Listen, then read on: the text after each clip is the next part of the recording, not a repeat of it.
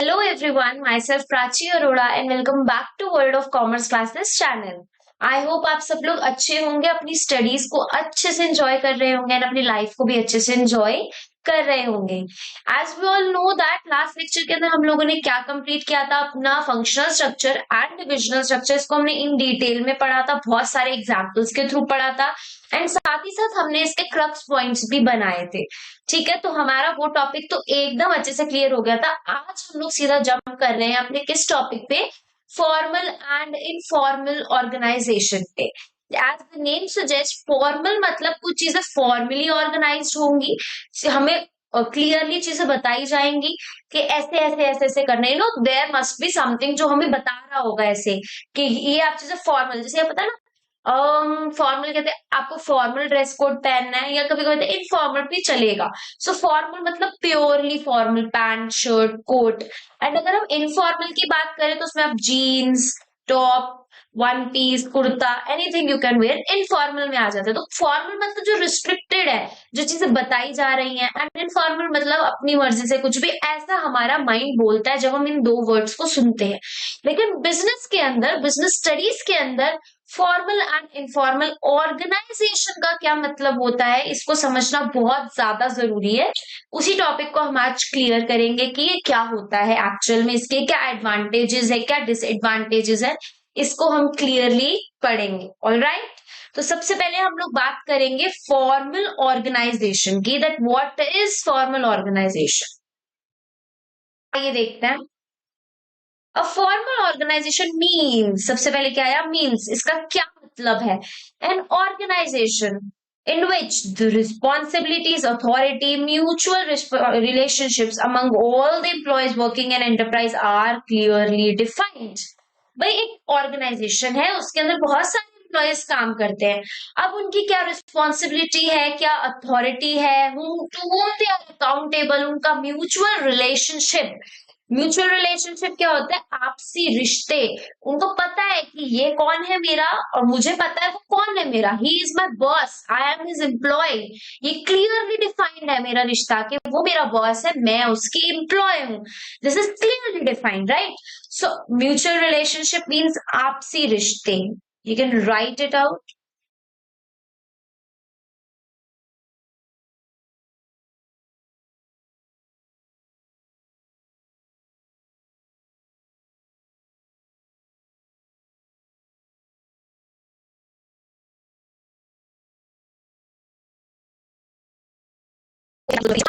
Clear, जैसे कि एक एग्जाम्पल के थ्रू समझते हैं, ठीक है।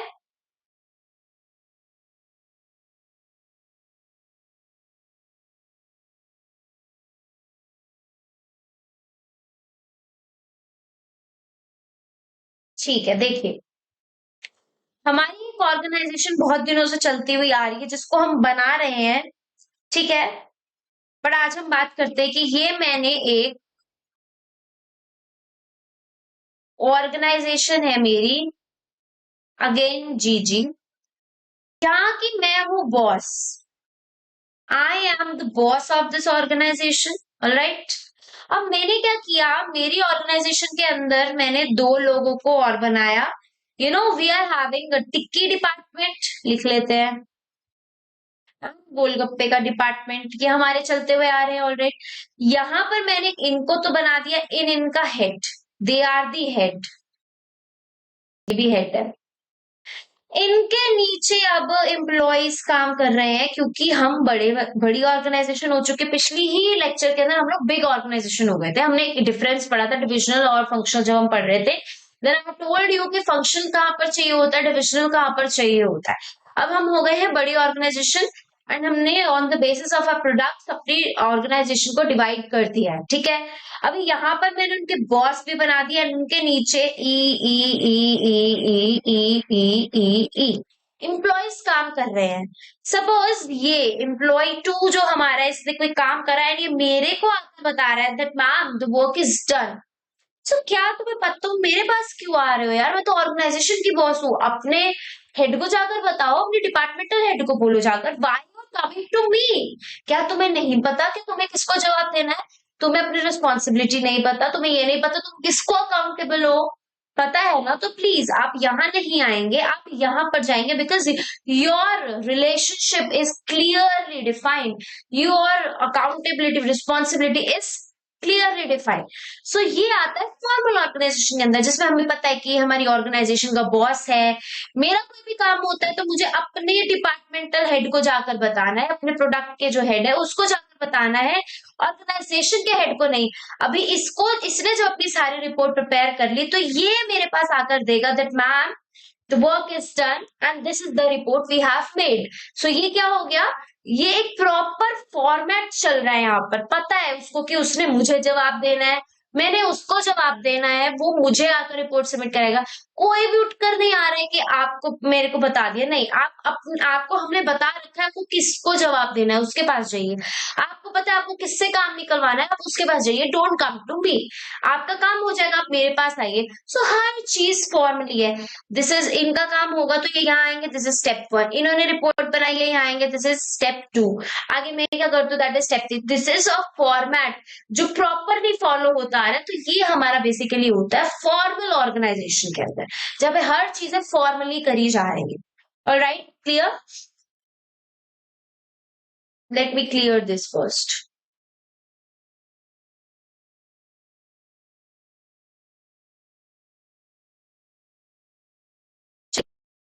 अब हम बात करते हैं इनके एडवांटेजेस एंड डिसएडवांटेजेस की। देखिए एडवांटेजेस, अब ऑब्वियसली फॉर्मल में हर चीज अब बताई जा रही है तो कोई फायदा होगा। फॉर्मल में सबसे पहला अपना एडवांटेज हम लोग पढ़ते हैं, it is easier to fix responsibility since a mutual relationship is clearly defined। अब रिस्पॉन्सिबिलिटी सेट करनी आसान हो जाती है कि तुम्हारा काम ये है, तुम इसके लिए जिम्मेदार होगे। क्यों? क्योंकि उन्हें अपनी रिलेशनशिप पता है कि यार उसका काम हो जाएगा ना, उसे पता है कि मुझे काम कंप्लीट करने के बाद अपने हेड को बताना है, ना कि मेरे पास आना है। So the relationship among them is clearly defined, तो इसलिए मुझे काम देने में कोई डिफिकल्टी नहीं आएगी, मैं इजिली काम डिवाइड कर दूंगी क्योंकि relationship is clearly defined.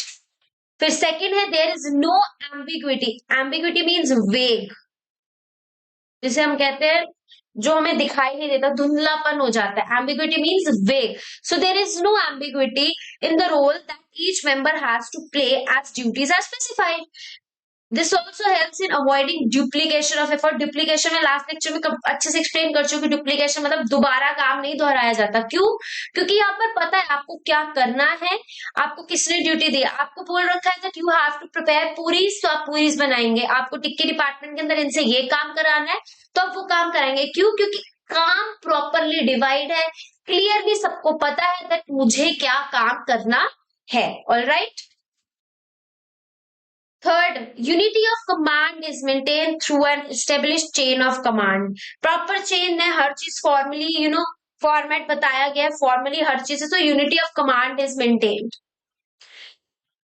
It leads to effective accomplishment of goals by providing a framework for the operations to be performed and ensuring that each employee knows the role that he has to play। देखो अब हमारा जो गोल हमने set किया है ना वो हम अकम्प्लिश कर लेते हैं। क्यों?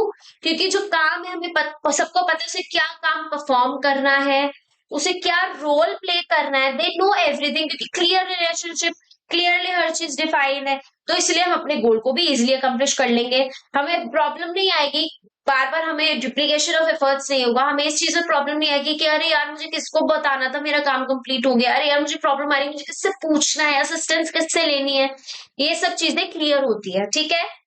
So it leads to effective accomplishment of goal by providing framework for operations to be performed। बताया जाता है, फ्रेमवर्क दिया जाता है कि क्या क्या कामों को परफॉर्म करना है।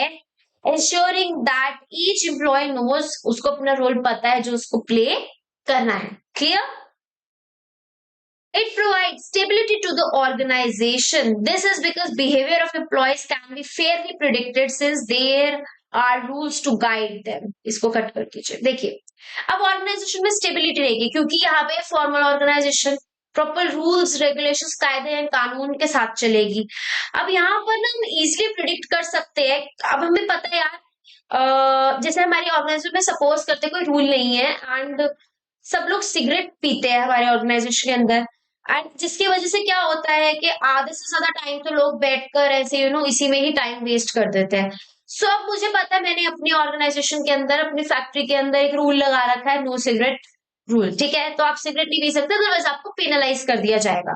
अब मैंने ये रूल लगा रखा है, अगर अब मैंने क्यों, तो मेरी ऑर्गेनाइजेशन में स्टेबिलिटी रहेगी। क्यों? क्योंकि मुझे पता है कि लोग सिगरेट पी के टाइम वेस्ट नहीं करेंगे, क्योंकि उसके लिए रूल बनाया गया है। अगर उन्होंने सिगरेट पी तो उनको पेनलाइज किया जाएगा। तो मैं उनका बिहेवियर पहले से प्रिडिक्ट कर रही हूँ कि ऐसा नहीं होगा, मेरे एम्प्लॉयज ऐसा काम नहीं करेंगे। सो देर दिस इज व्हाट के ऑर्गेनाइजेशन में इससे स्टेबिलिटी बनती है। काम जैसे जैसे बताया गया है वैसे वैसे ही परफॉर्म होगा।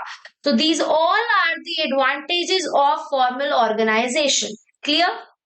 अब हम पढ़ेंगे इसके लिमिटेशंस। भाई अब जिस जहां पे अच्छाई होती है वह बुराई तो होगी ही होगी। The formal organisation suffer from the following limitation. The formal communication में lead to procedural delays. Established chain of command has to be followed, which increase time taken for decision making. This is obvious. This is very obvious. देखो, अभी हमने जब हमने scalar chain पढ़ी थी, उसमें हमने क्या पढ़ा था? अगर किसी को याद हो तो देखो, हमने ऐसे बताया था, ये है, ऐसे ऐसे चलेगा प्रॉपर सब कुछ। अब अगर किसी को सडनली किसी से बात करनी होगी, उसके लिए हमने बोला था दैट इज गैंग प्लैंक, है ना? अभी ये यार यहाँ पे ना हमें फॉर्मली हर चीज बताई जा रही है। अभी हमने ऊपर जब देखा था तो मैंने बोला, अरे तुम मेरे पास क्यों आ गए? अपने डिपार्टमेंट के पास जाओ ना, मेरे पास तुम्हारा कोई रोल नहीं है। अब ये तो थी छोटी सी ऑर्गेनाइजेशन। जहां पर आती बड़ी बड़ी ऑर्गेनाइजेशन की बात, जहां पर बहुत सारे एम्प्लॉयज काम करते हैं, 100,000, एंड जहां पर बहुत सारे डिपार्टमेंट्स होते हैं, वहां पे अगर चीजें क्लियरली डिफाइंड नहीं होंगी ना तो काम नहीं होगा। ये हम सबको पता है। अब ऐसा क्या होता है, हम अभी हमने जब इस स्केलर चेन को पढ़ा था तब हमने एक चीज पढ़ी थी कि मुझे पता चल रहा है कि रात को 12 बजे फैक्ट्री में आग लग जाएगी, हमारे जो नेबर्स है या हमारे जो कंपेटिटर्स है वो आग लगाने वाले, ओनली मैं इस चीज को, मुझे हेड ऑफ द कंपनी को बताना है, तो क्या मैं स्केलर चेन को फॉलो करूंगी कि मैंने अपने हेड को बताया, फिर उसने अपने हेड को बताया, फिर वो ए तक पहुंचा? अरे नो यार, इतनी देर में तो काम ही लेट हो जाएगा, डिले हो जाएगा, तब तक आग लग जाएगी, सब कुछ खत्म हो जाएगा। ऐसे नहीं चलेगा। अब यहाँ पर अब मैं गैंग प्लान का रास्ता भी अपनाऊंगी तो भी टाइम लगेगा ही लगेगा। सो ये जो फॉर्मल ऑर्गेनाइजेशन होती है ना, या हर चीज फॉर्मली फॉलो करनी पड़ती है, प्रॉपर जैसे बताया जाता है वैसे फॉलो करनी पड़ती है, जिसकी वजह से टाइम बहुत ज्यादा लग जाता है, काम बहुत ज्यादा डिले हो जाता है। ठीक है? सो इसकी सबसे बड़ी लिमिटेशन है कि यहाँ पर टाइम बहुत ज्यादा कंज्यूम होता है, क्योंकि यहाँ पे आपको फॉर्मली हर चीजें फॉलो करनी पड़ती है। ठीक है? Next, poor organization practice may not provide adequate recognition to creative talent since it does not allow any deviation from rigidity laid down by policy. Obvious है, अब क्योंकि हर चीज फॉर्मली बताई गई है, आपको थाली में सब कुछ बना के परोसा जा रहा है, आपको बस वही करना है जो आपको बोला जा रहा है, खुद का दिमाग चलाना ही नहीं है। बस कहते हैं एक्टिंग लाइक मशीन्स। अभी हम आगे चैप्टर पढ़ेंगे जिसमें हम लाइन पढ़ेंगे जिसमें बोला जाता है टू एक्ट लाइक मशीन्स। जैसा बोला जा रहा है ना वैसा का वैसा ही काम करना है। भाई जैसा बोल दिया, ओनली दैट वो। आप सोच रहे हो कि मैं अपनी तरफ से केक के ऊपर कोई आइसिंग अपनी मर्जी की करूं? No, you are not allowed. आप कोई डेविएशन नहीं कर सकते, आपको जैसा बोला जा रहा है आपको वैसा काम ही करना है, क्योंकि आपको ऐसे पॉलिसीज में बोला गया है। आप जो पॉलिसीज बनाई गई है वो रिजिड है, आप उसको चेंज नहीं कर सकते, जिसकी वजह से जो किसी पर्सन का टैलेंट है, क्रिएटिविटी है, वो कहीं ना कहीं दब जाता है, वो बाहर निकल कर नहीं आता। ठीक है? तो ये सबसे बड़ा डिसएडवांटेज है कि जो बोला जा रहा है आपको वैसा का वैसा करना पड़ रहा है। You can't use your mind, you have to act like machines. So poor organization practices may not provide adequate recognition to creative talent. अब कोई पर्सन बहुत ज्यादा क्रिएटिव है बट वो अपनी क्रिएटिवनेस नहीं दिखा पा रहा ड्यू टू रिजिड पॉलिसीज। तो यहाँ पे आप याद रखने के लिए लिख सकते हैं to act like machines, just to remember.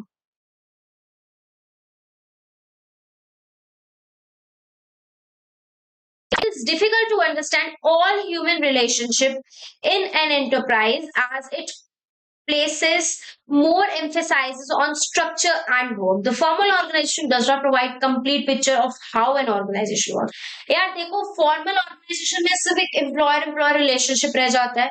आप एज अ फ्रेंड रिलेशनशिप भी बनाने की कोशिश करोगे so it's very difficult because आप फॉर्मल ऑर्गेनाइजेशन के अंदर काम कर रहे हो, रिजिड एनवायरनमेंट के अंदर आप लोग काम कर रहे हो, तो ये चीजें पॉसिबल नहीं हो पाती है। यहाँ पर हमें समझ नहीं आता कि ऑर्गेनाइजेशन वर्क कैसे कर रही है, क्योंकि you are just acting like machines. जब आपको जो बोला जा रहा है वही वही वही वही कर रहा है, आपको एक एक्स्ट्रा मिनट भी नहीं दिया जा रहा है कि आप लोग अपना टाइम निकाल सकेंगे। सो वहां पे बहुत डिफिकल्ट हो जाता है ये समझना कि एंटरप्राइज में ह्यूमन रिलेशनशिप है क्या, just an employer and employ, that's it. So यहाँ पर ह्यूमन रिलेशनशिप को प्रिडिक्ट करना इज सॉरी ह्यूमन रिलेशनशिप को अंडरस्टैंड करना is difficult as it place, क्योंकि यहाँ पे ज्यादा फोकस किस पे किया जाता है। इसका मतलब है फोकस, इसका मतलब क्या है फोकस, कि यहाँ पे ज्यादा फोकस किस पे किया जाता है, स्ट्रक्चर एंड वर्क पे। So this is a big disadvantage of informal sorry formal organization. ये तीनों ही बहुत ज्यादा बुरी बात है एक फॉर्मल ऑर्गेनाइजेशन के लिए, जो कि नहीं होनी चाहिए, बट ये है सो है। सो यहाँ पे हमने अपना कंप्लीट किया है formal organization. Next up is informal organization. अब जाहिर सी बात है फॉर्मल में सब rules and regulations, policies, format, boss, employee, सब चीजें हमने पढ़ी। तो इनफॉर्मल के अंदर जाहिर सी बात है ऐसा तो नहीं होने वाला, इनफॉर्मल थोड़ा सा तो इंटरेस्टिंग होने ही वाला है, ऑब्वियसली होगा ही होगा। नीचे चलते हैं पढ़ते हैं इसको क्या है। देखिए, informal organization, an informal organization is that organization which is not established deliberately but comes into existence because of common interest, taste, religious and communal relations।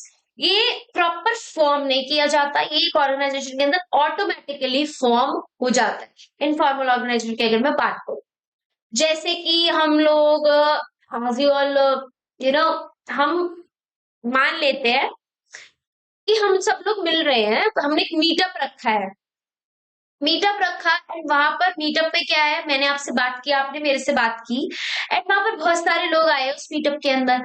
अब ऐसा है कि वहां पे कुछ कुछ लोग तो फ्रेंड्स ग्रुप बनना स्टार्ट हो गया है। अच्छा तूने किस टीचर से लिया, तो इस टीचर से पढ़ रही है, हाँ मैं भी इसी से पढ़ रही हूँ, तो अपना नंबर शेयर किया, आप लोग एक दूसरे के कॉन्टेक्ट में हैं। फिर एक पर्सन है, वो आपने रिलीजन के बेसिस पे किया, अरे तो पंजाबी है, हाँ हाँ मैं भी पंजाबी हूँ, तो आपने ग्रुप फॉर्म कर लिया। एक आपने क्या किया, आपके प्रेफरेंसेस एंड टेस्ट मैच करते हैं, आपने इकट्ठा ग्रुप बना लिया। अब हम कुछ लोगों को कहते हैं एस्थेटिक है, ये पर्सन बहुत एस्थेटिक है, तो उसको अपने जैसे कोई एस्थेटिक पर्सन मिल गया जो उसके भी इंटरेस्ट सेम है, हॉबीज सेम है, आपने उसके साथ एक ग्रुप फॉर्म किया। सो ये प्रॉपरली मैं बता नहीं रही हूँ कि आपका ग्रुप है आपका ग्रुप है, अब मैं मिल रही हूँ 20 लोग आए हैं, मैंने 5-5 का ग्रुप फॉर्म कर दिया, ये तो मैंने ही बना दिया। बट जो ऑटोमेटिकली ग्रुप फॉर्म हो रहा है दैट इज इनफॉर्मल, जो बनाया नहीं जा रहा है, but due to common interest, habits, taste and preferences, religious and communal relationship की वजह से फॉर्म हो रहे हैं। ये हर ऑर्गेनाइजेशन में होता है, ऐसा नहीं है कि बिल्कुल ही नहीं होता। अगर ऑर्गेनाइजेशन का नहीं तो फैक्ट्री लेवल पे तो होता ही है ये चीज, ऐसा आप फैक्ट्री लेवल पे नहीं रोक सकते इस चीज को, ये होता ही है वहां पे। ठीक है, सो इनफॉर्मल ऑर्गेनाइजेशन का मीनिंग तो ये हो गया। ना हम पढ़ेंगे इसके एडवांटेजेस, ऑब्वियसली इसके भी एडवांटेज होंगी। Prescribed lines of communication are not followed, thus informal organisation leads to faster speed of information as well as quick feedback. Scalar chain की बात करते हैं ना यहाँ पर एक बार, देखो मैं स्केलर चेन की बात करूं, क्योंकि ये इनफॉर्मल ऑर्गेनाइजेशन है तो यहाँ पर इसको फॉलो करने की जरूरत ही नहीं है, भाड़ में जाए, करना ही नहीं है। स्प्रेड करो, आग की तरह आग को फैला दो। इन्फॉर्मेशन आई है कि 12 बजे आग लगेगी तो सब लोगों में उस इन्फॉर्मेशन को फैला दिया जाएगा। ये इनफॉर्मल ऑर्गेनाइजेशन की सबसे बड़ी एडवांटेज है, जैसे टाइम सेव होता है, इन्फॉर्मेशन जल्दी स्प्रेड होती है एंड कोई भी अनसर्टेनिटी होती है उसको हम रोक लेते हैं।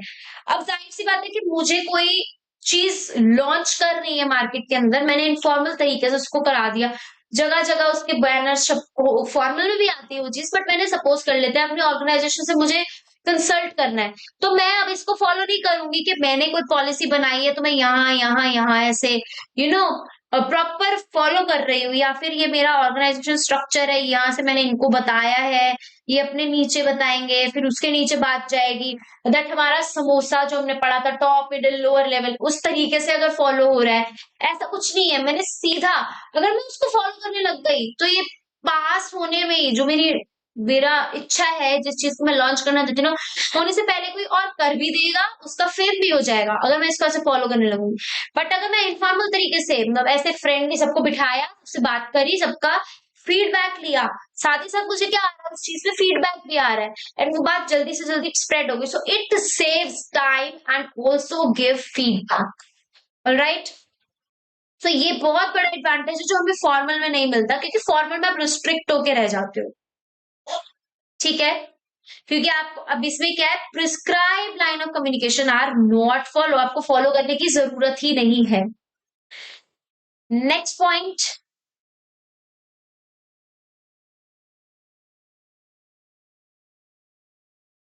देखिए, it helps to fulfill the social needs of the members and allow them to find like-minded people. Obviously, अब यहाँ पे आप अपनी मर्जी से ग्रुप फॉर्म कर सकते हो, ये तो है ही, अपने लाइक माइंडेड पीपल जो लाइक माइंडेड आपके जैसे से जो आपको लगते हैं, तो आप उनके साथ ग्रुप फॉर्म करोगे, जो आपकी वाइब से मैच करते हैं, आप उनके साथ क्या करोगे, ग्रुप फॉर्म करोगे। सो यहाँ से आपको क्या मिल रही है, सोशल लाइफ भी मिल रही है, सोशल नीड आपकी यहाँ पे फुलफिल हो रही है। Then third one is it contributes toward fulfillment of organizational objective by compensating for inadequacies in the formal organization। या जो फॉर्मल ऑर्गेनाइजेशन के अंदर कमियां रहती हैं वो यहाँ पर कंप्लीट हो जाती है, जिसकी वजह से हमारा ऑर्गेनाइजेशनल गोल जो है वो अच्छे से अचीव हो। जो वहां पे थोड़ी बहुत चीजें उलट पलट है, 19-20 का फासला है, उसको ये कंप्लीट कर देता है और कॉम्पनसेट कर देता है बेसिकली उस चीज को, एंड जो हमारा ऑर्गेनाइजेशन ऑब्जेक्टिव है उसको कंप्लीट करने में हेल्प करता है। अब ऑब्वियसली इसकी भी लिमिटेशंस होंगी, होती है, हर चीज के प्रोज एंड कॉन्स होते हैं, राइट। लिमिटेशंस,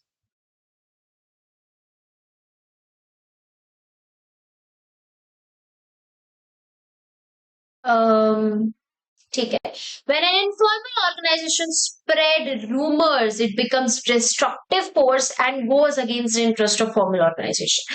भाई अगर इनफॉर्मल ऑर्गेनाइजेशन से कुछ रूमर्स फैल गए तो जो फॉर्मल ऑर्गेनाइजेशन चल रही है ना उसका फ्यूचर ही खत्म। मतलब यू नो, अगर हम एक एग्जाम्पल के बारे में पता हो, एक बार रिलायंस इंडस्ट्रीज लिमिटेड के बारे में ना एक रूमर फैला था थ्रू ट्विटर, एक ट्वीट डाला गया था, उस ट्वीट के वजह से रिलायंस इंडस्ट्रीज के शेयर्स इतने ज्यादा फॉल हो गए थे, उसके प्राइस एक दिन के अंदर फॉल हो गई। क्यों? क्योंकि इनफॉर्मल ग्रुप की वजह से कोई रूमर स्प्रेड हुआ, और इसका इम्पैक्ट किसको झेलना पड़ा, रिलायंस इंडस्ट्रीज के फॉर्मल ऑर्गेनाइज, बेसिकली पूरी रिलायंस इंडस्ट्रीज को करना पड़ा, क्योंकि रूमर्स फैल गए एक ट्वीट की वजह से। तो इसीलिए कहते हैं कि रूमर्स, मतलब अगर कोई चीज को रूमर बनने ही मत, क्योंकि अब जब हम कॉर्पोरेट वर्ल्ड में एंटर करते हैं वहां पर rumours can be pros also, मतलब आपके लिए डिस्ट्रक्टिव भी हो सकता है और आपके लिए फायदेमंद भी हो सकता है। इट डिपेंड्स अपॉन यू कि वो रूमर कैसा है। ठीक है, when an informal organization spread rumors it becomes destructive force and goes against the interest of formal organization, it is clear the management may not be successful in implementing changes if the informal organization opposes them। Such resistance to change में delay और restrict growth. यार देखो, अभी formal informal आपस में तो टकराएंगे ऐसा तो है नहीं दोनों, क्योंकि फॉर्मल हर चीज रिस्ट्रिक्ट करके रखता है, इनफॉर्मल में आप मजे अपने चला चला रे चला अपनी मर्जी कर रहे हो। सो यहाँ पर ये दोनों तो टकराएंगे ही टकराएंगे। तो मैनेजमेंट सक्सेसफुल नहीं हो पाएगी जब ये दोनों आपस में क्लैश करेंगे। कोई चेंज लेकर आ रहे हैं, इनफॉर्मल उस चीज को अपोज करेगा, फॉर्मल उस चीज को बोलेगा, तो वहां पे क्लैशेस आएंगे। वो बोलेंगे नहीं, हम इस चेंज को, हमें चेंज करना ही नहीं है, इस पॉलिसी को ऐड ही मत करो, आई विल नो, आई मैं एग्री ही नहीं करते, हम अग्री नहीं कर रहे हैं, तो यहाँ पे डिले होगा, आप ग्रोथ नहीं कर पाओगे, आपके बीच में क्लैशेस आएंगे। सो मैनेजमेंट जो चेंज लाना चाहती है वो सक्सेसफुल नहीं हो पाएगी। Third one is it pressurizes members to conform to group expectation. This can be harmful to the organization if the norms set by group are against organizational interest। अब informal groups बनते हैं तो उनके अपने कुछ माइंडसेट्स होते हैं, वो अपनी मर्जी से कुछ भी सेट कर लेते हैं। तो देखो ऐसा हो जाता है कि जो हम एक्सपेक्ट कर रहे हैं ना वो चीजें पूरी हो नहीं पाती है। देखो अब मान लो मैंने कोई चीज सेट कर दी है, पर वो चीज ऑर्गेनाइजेशनल इंटरेस्ट के अगेंस्ट जा रही है। Just a second please.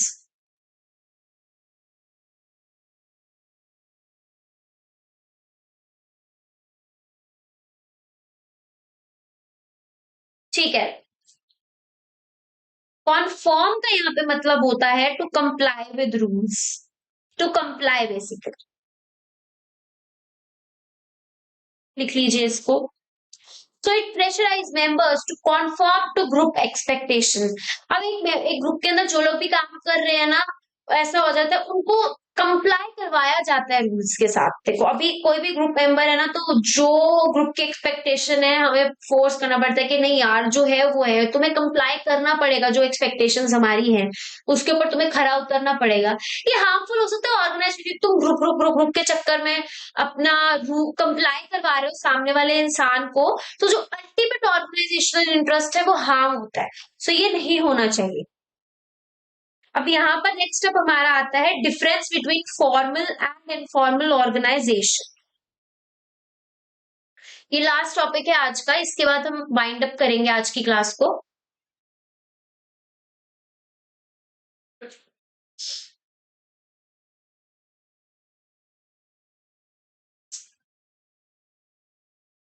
या सो बेस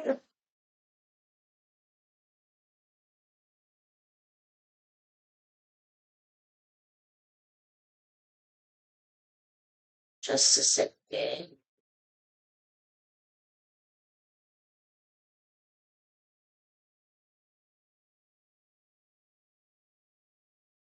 यस, डन।